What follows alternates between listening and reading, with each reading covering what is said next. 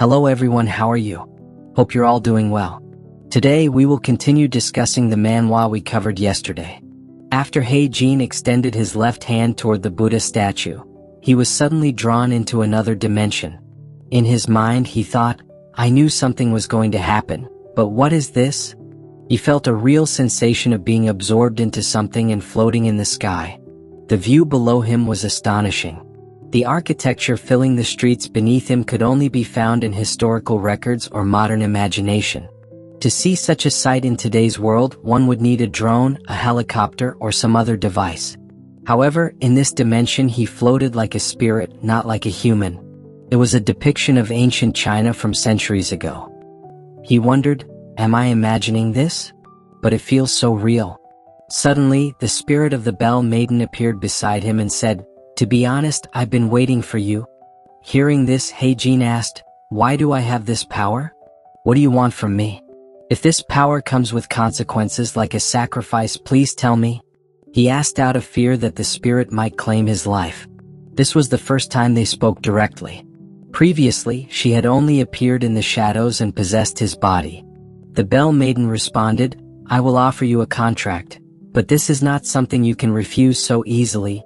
Back in the real world, Heijin's conversation with the spirit was abruptly interrupted. The short-haired woman's voice rang out, huh? He suddenly went silent. Is he trying to save face after everything he just said? What a waste of our time. Seeing Heijin standing motionless in front of the Buddha statue, he soon turned around and said seriously, let me show you something. He began explaining the history of the wooden Buddha statue, how valuable it was, and its historical significance. His story began with the family of a regional leader in Sichuan during the Ming dynasty. At that time, war broke out due to an invasion by foreign forces. We returned to the other dimension where Heijin and the Bell Maiden were. Heijin asked, at least tell me, where are we going? They entered a room where a boy was pleading with his father for permission to go to war. The boy's name was Min. Every day his father prayed for his safety. One day, an old monk came asking for donations and noticed that a peach tree in the yard looked unhealthy. The monk said, a father's prayers may be in vain. A peach tree only has one seed, but if the tree dies, the seed will never grow. The father asked how he could save his son. The monk replied, there is the finest jade that can be found on Mount Kunlun. Carve a Buddha statue from wood and place the jade inside it. Then donate the statue to a temple. Determined, the father climbed the cold, towering mountain alone in search of the jade. He dug tirelessly through the snowstorm. Eventually, he found the precious jade and carved a pair of rings from it. These jade rings were embedded within the wooden Buddha statue. Back in the real world, Heijin said, this is no ordinary Buddha statue. It is a priceless artifact that carries the dedication of a father who deeply loved his son. The more valuable something is, the harder it is to assess just by its outward appearance. Even if you bought it for tens of billions of won, it wouldn't be considered overpriced. The short-haired woman was in disbelief and shouted, can you prove that? You could have just made up this story. Heijin replied, this story is about someone named Shu Yun. I once read a book titled World Story Record, which documents rare events and fascinating tales from the early Qing dynasty. Unfortunately, I can't show you the book because it's extremely rare. He couldn't admit that he saw history through his powers, so he used the rare book as an excuse. However, I can still provide valid proof, he continued. The jade rings were embedded within the Buddha statue. You can see the drill marks on the back of the statue. It's difficult to confirm without examining it closely. People started inspecting the back of the Buddha statue and murmured, it's true. I can see it. Heijin added, earlier, you said the Buddha statue looked strange and unbalanced.